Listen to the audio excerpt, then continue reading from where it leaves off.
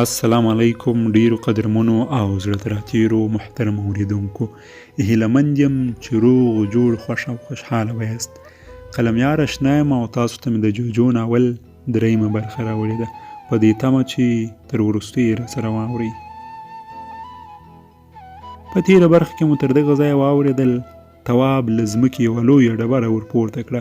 جوجو په بیړه وویل پام! بکس سپک سو. جوجو د کربوړي تر څنګ ولاړ و. د هلک ګوتې خلاصې سوې، ډبره ولوېده، له پولې مړه دوړه پورته سوه. جوجو وویل کربوړی ډېر خواشینی دی، وایي چې له انسانانو پزې ته راغلي یو، موږ هېڅ تاوان نه دی ورسولی، په مخه نه ورځو، خو دوی تل بیلچې راپسې اخیستې وې، نسل یې راورک کړ. تواب په خبره کې ورولوېدی. خو کربوړي خطرناکه دی. جوجو وویل داسې انسان راوښیه چې کربوړي کوم ازار ورسولی وي. د هلک سر وځړېد. جوجو وخندل. زما په فکر انسان تر هر څه مضر او خطرناکه دی، یوازې خپل ځان ته اهمیت ورکوي. دا نه وایي چې د ځمکې نور موجودات هم د ژوند کولو حق لري او که نه. تواب وویل داسې هم نه ده. ګل ماما ته وګوره، که غوایان نه وی ورباندې ګران، شنه رشقه به یې نه ورته ریبله. جوجو وخندل. خو د غوایانو نظر هم مهم دی. تواب له شنو غنمو تیر سو. ګل ماما ته یې له لرې سلام ور واچوه. غوایي ته ودرېد. جوجو وویل پر څښتن دې ګران یې، تازه رشقه درته ریبي. برګ غوایي رمباړه کړه.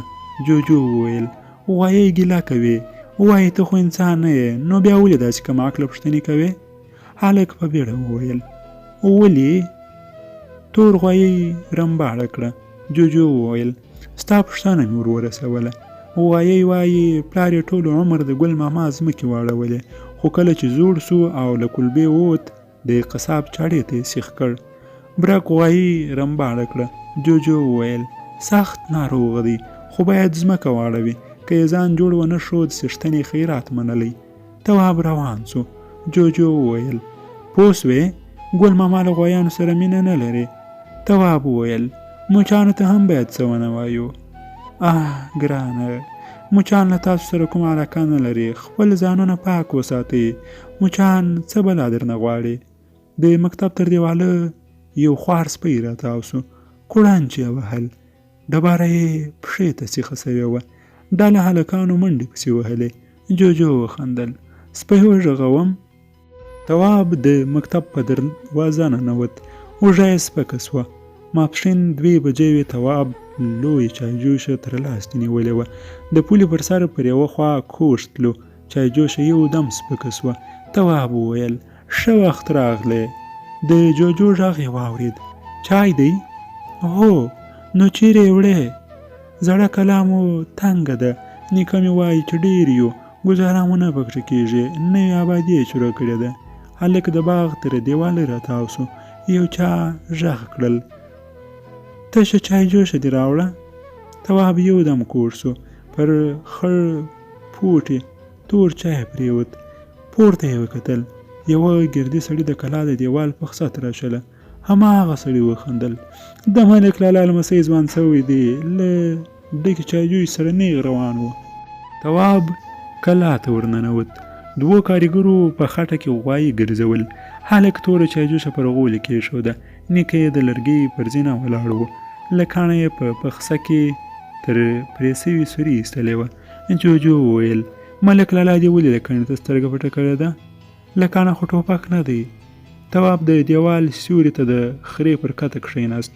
جوجو وویل په دیوالونو کې دا سوري ولې پرېښي دي؟ د دښمن لپاره. له چا سره بدي لرئ؟ تواب خپله ککرۍ وګوروله. نه. ملک وخندل. زویه چای دې راوړ؟ تواب ور وکتل. نیکه یې په احتیاط له زینې کښته کېده. تواب ورغلی. ورو یې وویل ملک لالا موږ به دیدار یو؟ ملک په حیرانۍ ور وکتل. نه. نو په دیوال کې دا سوري د څه لپاره دي؟ بوډا وخندل. د هلک پر سر یې لاس کېښود. ورو یې وویل د تربرونو لپاره. روان سو. کارګرو ته ور وګرځېد. جوجو وویل دا ټکی مې نوی واورېد. تربرونه ځناورو ته وایاست؟ نه، د تره زامنو ته. نو هغوی ولې وژنئ؟ تواب خپل نیکه ته منډه ور واخیسته. هغه ته مخامخ ودرېد. په خواره خوله یې وویل: د تره زامن مې راباندې ګران دي، نه غواړم چې هغوی ووژنې. لومړی ملک وخندل، بیا ناستو کارګرو خندا ورپسې بدرګه کړه. یوه کارګر وویل: هلک دی، مغزه یې خام دی، نه پوهېږي. تواب په حیرانۍ ورته کتل. تر دیوال له عمره پوخ ډنګر سړی راتاو سو. ږیره یې لنډه وه، غټې کڅوړنۍ سترګې یې درلودې، تر سپینې زړې خولۍ یې لانده ویښته راوتلې وه. ملک په خندا وویل: سرمعلمه راځه. د تواب غوږ وتخنېد. جوجو وویل: دا سړی مې د مکتب په اداره کې ولید. تواب وویل: زموږ سرمعلم دی. معلمانو ته یې خوشکې کولې، ویل یې چې یو هم د زړه له اخلاصه سیم ته نه ورځي. جوجو غلی سو. یو دم یې وویل: پوښتنه وکړه. څه؟ راته ووایه چې د معلمانو ځواب څه و. ښه ووایه. معلمان ټول په یوه خوله وه. 15,000 افغانۍ یې کمې ګڼلې. ویل یې چې په دې تنخوا ستونی نه سو ورته څیرولای.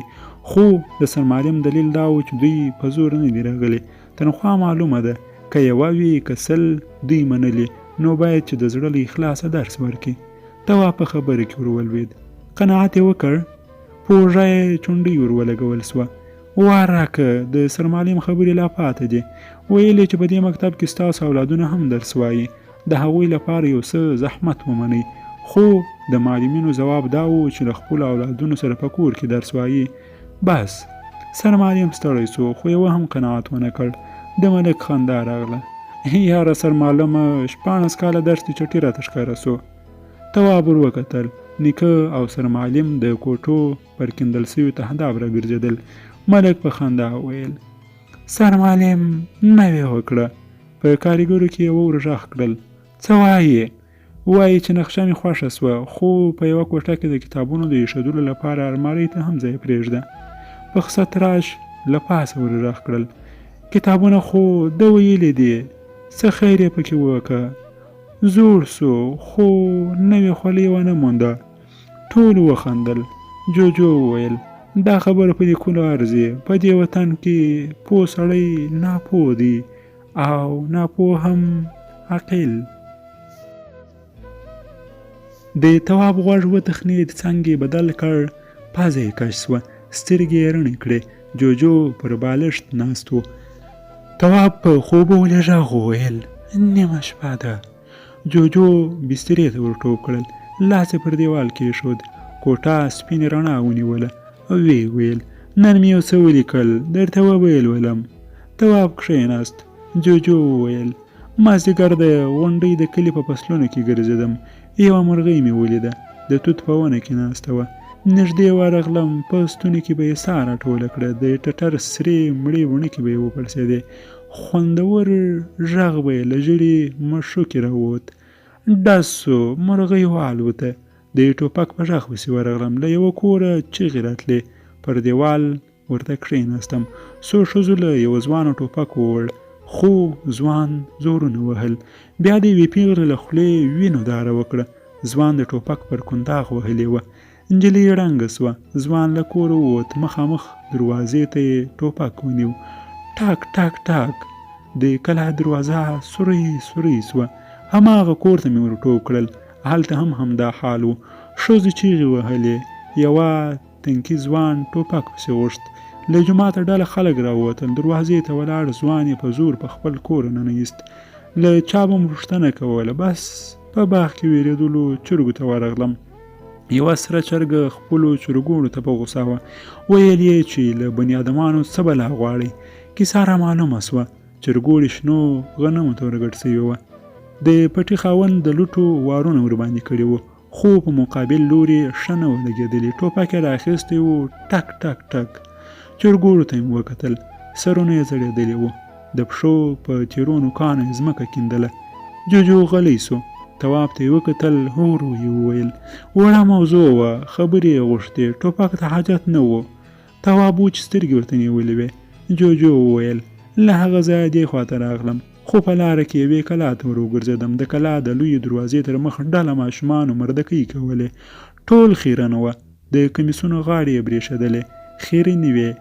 په چاودو ګوتو کې یې رڼې مرده کې شی نه ښکارېدې. بس بل څه به خوله نه ورتلل. ستا مور، ستا خور، د خره بچی، غالۍ دې وکړې. سیوري ته ناستو لویانو هېڅ هم نه ورته ویل، خو تر دوی پیشو ښه وه. زوی د کادانې د بام پر سر ناست و. مور یې راغله، تور پیشنګوری یې په خوله کې ونیو. ویې ویل چې له بني ادمانو به څه زده کړئ. یوه شېبه کښېنستم. لویانو یوازې د نسوارو په اړه خبرې سره کولې. یوه ته د نسوارو رنګ مهم و، بل ته یې نشه. څومره بېغمه خلک. جوجو غلی سو. یو دم د کلا دروازه وټکېده. جوجو په بیړه پر دیوال لاس تیر کړ. رڼا ورکه سوه. تواب له کوټې ووت، دروازې ته ودرېد. ویې ویل څوک یې؟ د دروازې له شا وارخطا غږ راغلی. زه یم، لال محمد. له یوې کوټې بل څراغ راووت. تواب دروازه خلاصه کړه.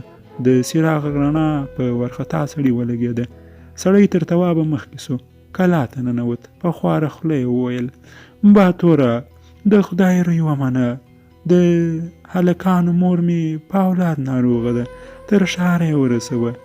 د تواب پلار خپل کیڼ لاس د څراغ رڼا ته ورنږدې کړ.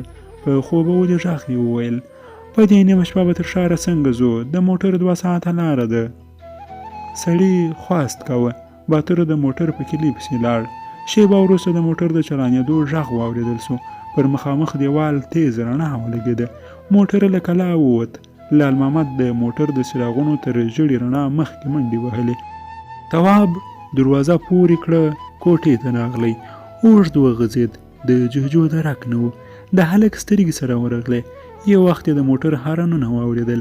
د باندې ووت. ژړه رڼا د کلا لرګینې دروازې له چولو څخه راوتلې وه. تواب دروازه خلاصه کړه. موټر د کلا منځ ته راغلی. تواب له پلاره د ناروغې مېرمنې پوښتنه وکړه. لنډ ځواب یې واورېد. په لاره کې مړه سوه. هلک برج ته وخوت. د کلي له منځه چیغې راتلې. په تنګو کوڅو کې بل څراغونه د لال محمد کور ته ور روان وه. ډېرو قدرمنو او زړه ته راتېرو محترمو اورېدونکو، د جوجو ناول 3مه برخه پر همدغه ځای پای ته ورسېدل. تر بیا او بلې برخې زه درڅخه اجازه غواړم. تاسو ټول ته ښه وختونه، ښه شپه، رنګین خوبونه غواړم. د خدای جل جلاله په امان.